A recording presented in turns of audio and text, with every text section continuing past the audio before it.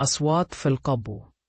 في شارع هادي في آخر حي شعبي في القاهرة، كان في بيت قديم مبني على الطراز التقليدي، ما كانش حد من الجيران يحب يمر عليه. البيت كان دايما مظلم ونوافده مكسرة وكأن الزمن وقف عنده. سمعت الجيران عن حاجات غريبة بتحصل فيه، لكن أكتر حاجة كانت غريبة هي الأصوات اللي بتيجي من تحت في القبو. سعيد، شاب في العشرينات، قرر إنه يستأجر الشقة دي عشان يعيش فيها بعيد عن عيون الناس، خصوصا بعد ما ورث شوية فلوس. كان أول مرة ليه يجي على البيت ده، وطبعا سمع عن القصص اللي بتتقال عنه، لكن ما كانش مهتم.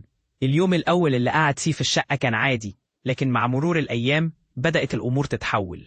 في أول ليلة وهو نايم في سريره، سمع صوت خفيف زي خطوات جاية من تحت من القبو. قام من مكانه، حاول يطبطب على نفسه وقال مفيش حاجة، وفضل نازل يتابع حياته.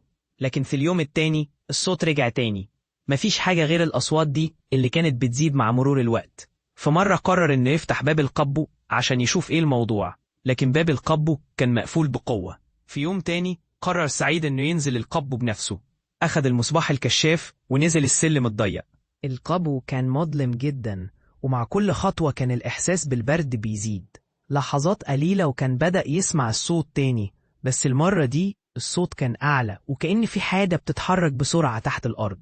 وهو ماشي في القبو لقى باب قديم على الحيطة. الباب كان مقفول بأحجار قديمة، لكن ما كانش فيه أي قفل. فتح الباب ودخل للغرفة التانية اللي كانت مليانة بتراب والأدوات القديمة. فجأة شاف حاجة غريبة في الزاوية، كانت شكلها زي ظل طويل بيكبر قدامه.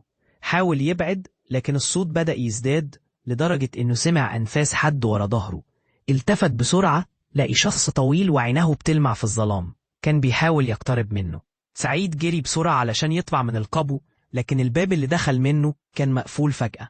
وهو في محاولاته للخروج بدأ يسمع أصوات تانية، أصوات همسات من كل جانب. أنت مش لوحدك هنا. الصوت كان بيصرخ في أذانه، وكان كل خطوة بياخدها بيحس إن في حاجة بتتبعها.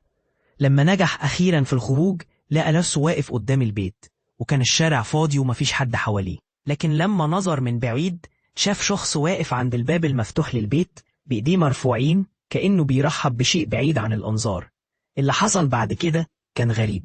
لما رجع بعد فترة للبيت لقى الباب مفتوح، والجو في القبو كان ساكن جدا، لكن الصوت كان لسه بيدوي في أذنه.